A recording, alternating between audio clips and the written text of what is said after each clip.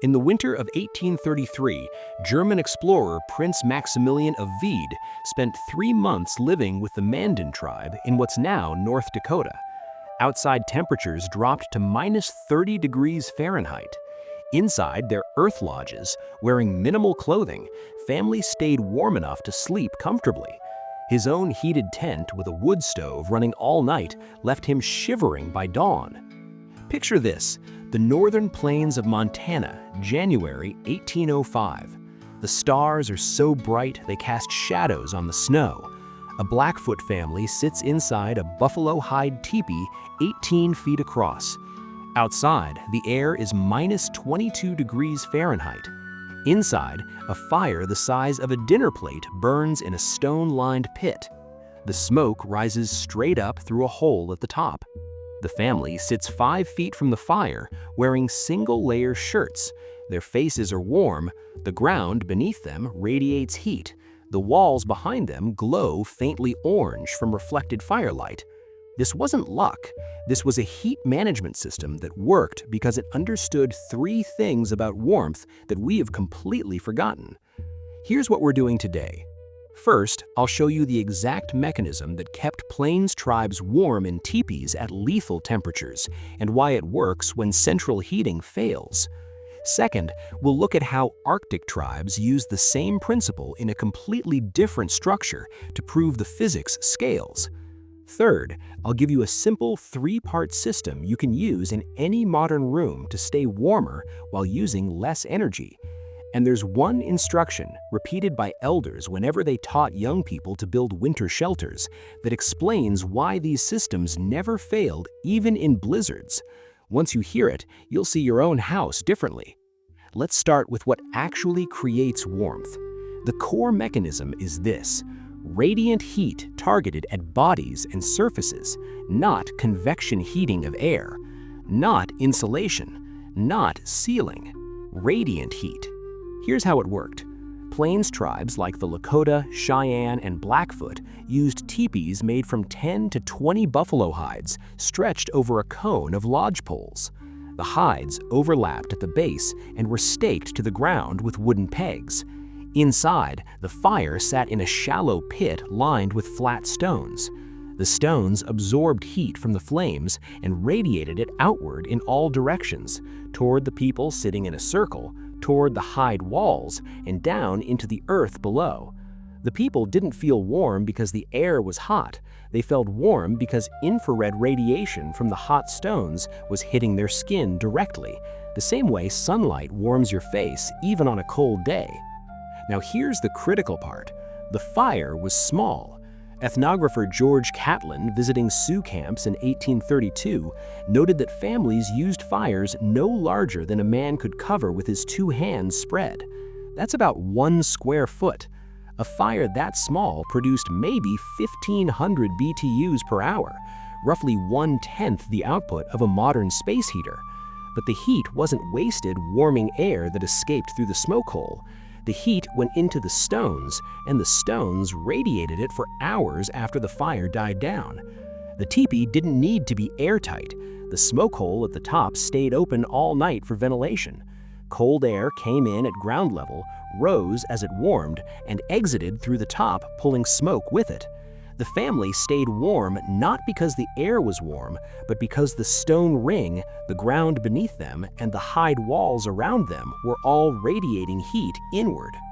Compare that to modern central heating.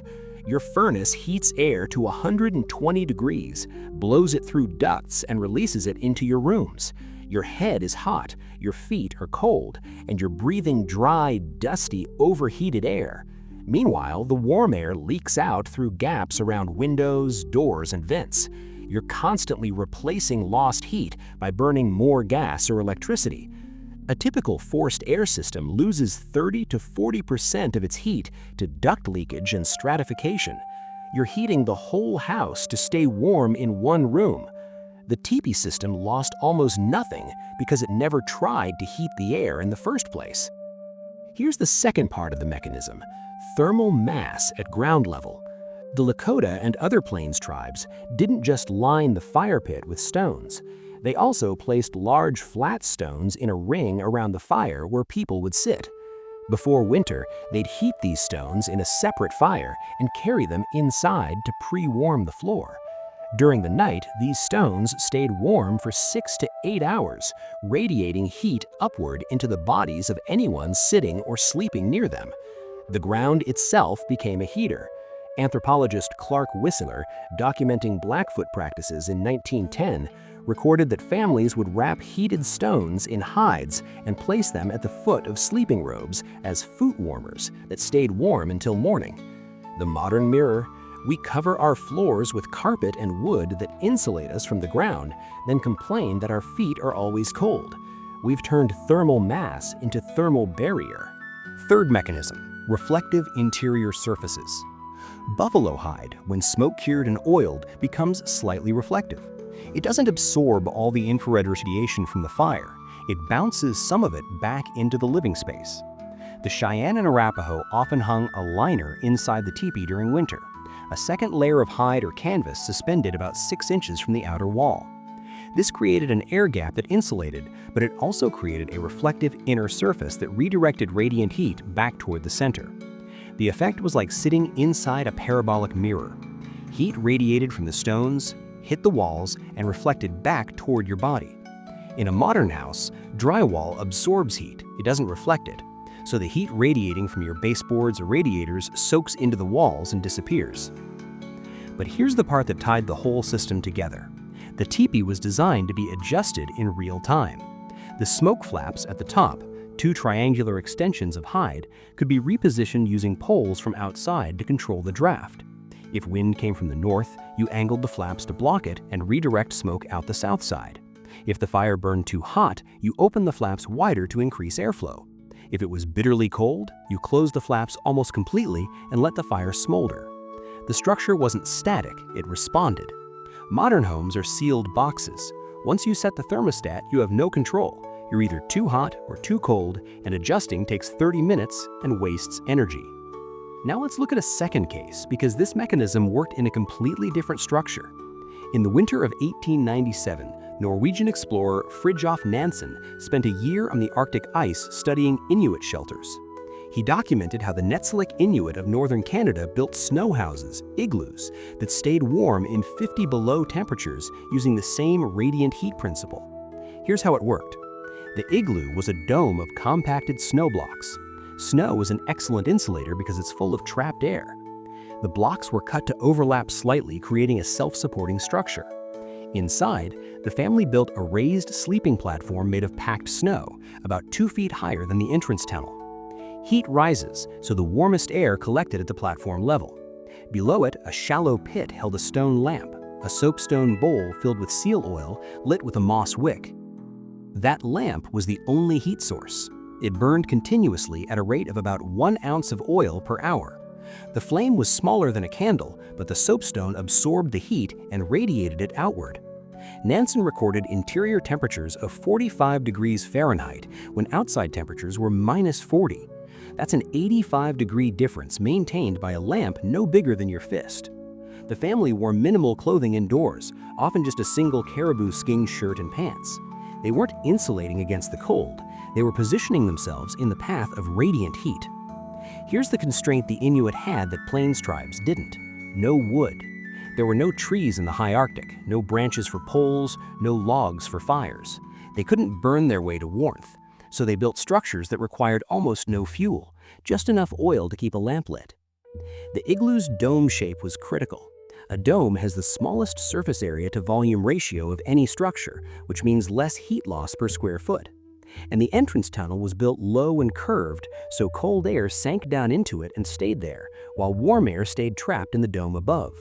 The structure itself managed airflow without vents or fans. But the Inuit added one more element Plains tribes didn't: a translucent roof. During the day, they'd replace the top center block with a clear panel of lake ice, about 2 inches thick. Sunlight came through, warming the interior without melting the walls. At night, they'd cover the ice block with a skin to trap heat. This wasn't decorative, it was solar gain, free heat from the sun captured and stored in the snow mass. Modern homes ignore this completely. We put thick insulation in our roofs that block solar heat during the day, then run heaters at night to replace the warmth we rejected. But here's the part that tied the whole system together. The real reason these systems held, across climates, across structures, across 1,000 years, was smaller than you think. I'll come back to that. Now let's make this practical. You're not building a teepee or an igloo, you're sitting in a normal room with normal heating. Here's a 3-layer system to stay warmer using radiant heat instead of fighting with your thermostat. This isn't about renovations, it's about repositioning heat and mass. Layer 1. Create a thermal mass base. Go to a hardware store and buy 2 concrete paving stones, each 12 inches square and 2 inches thick. They cost about $3 each. Place them on the floor where you spend the most time, under your desk, next to your couch, beside your bed. Every morning, put them in direct sunlight near a window for 2 hours. If there's no sun, place them in front of a space heater for 30 minutes. Once they're warm, move them back to your sitting spot. They'll radiate heat upward into your feet and legs for 4 to 6 hours. You've just built a teepee stone ring in your living room. Layer 2. Add a radiant heat source at body level. Get a small ceramic space heater, not a fan heater, a ceramic radiant heater. These cost about $30 and use half the energy of a forced air heater. Place it 3 feet away from where you sit, angled so it's pointing at your torso, not at the air above your head. Turn it on low.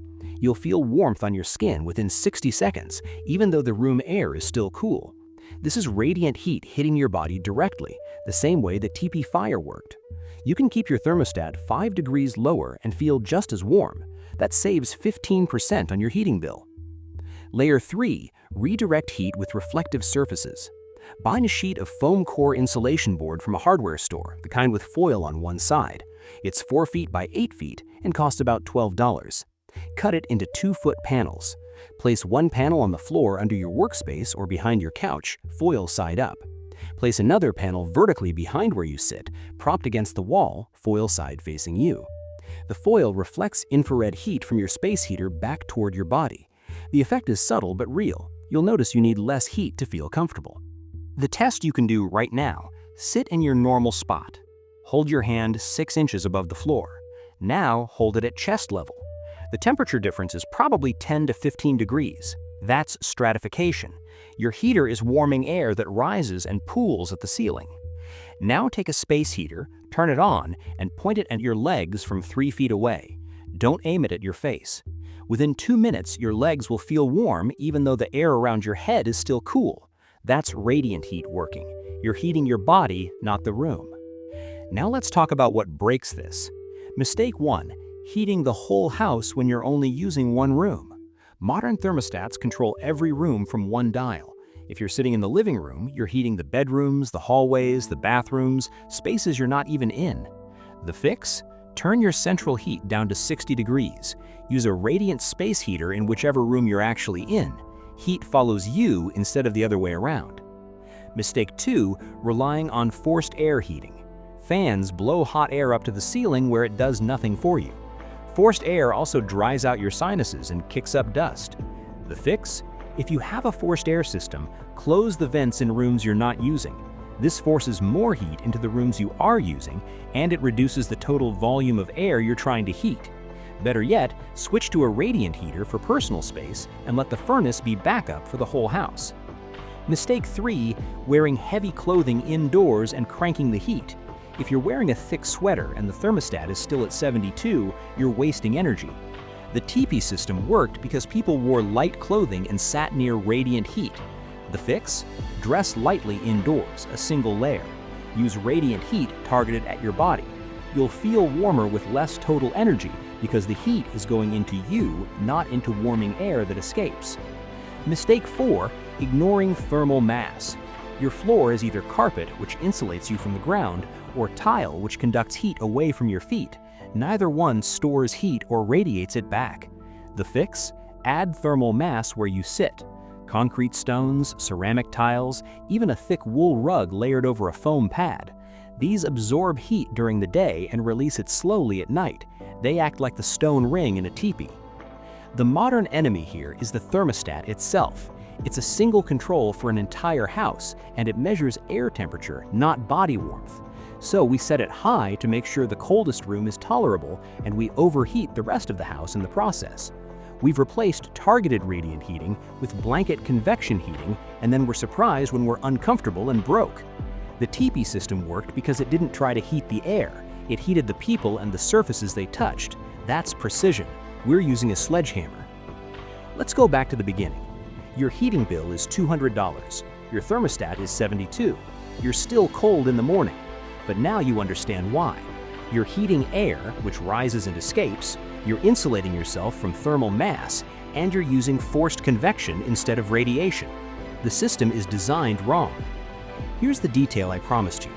When Blackfoot elders taught young people to prepare a winter camp, they repeated one instruction: put the fire where your body will be, not where the air is. That wasn't poetic, it was engineering. The fire's heat needed to radiate directly onto skin and sleeping robes, not rise into empty air. If you built the fire in the center of the teepee but sat far from it, you froze. If you built it close and aimed the heat at your body, you stayed warm. That one rule explained why the system worked in lethal cold. Heat had to reach flesh, not atmosphere. You can apply that today. When you use a space heater, don't point it at the ceiling or the center of the room. Point it at your body. When you position furniture, sit near heat sources, a sunny window, a radiator, a fireplace, not far from them. When you add mass, put it under your feet and behind your back, not across the room. Those three actions, direct the heat, sit in its path, store it in mass, are the entire teepee system translated into a house with drywall and carpet. If this changed how you think about staying warm, subscribe to the channel so you don't miss any more videos about ancient indigenous systems applied to modern life. See you next time.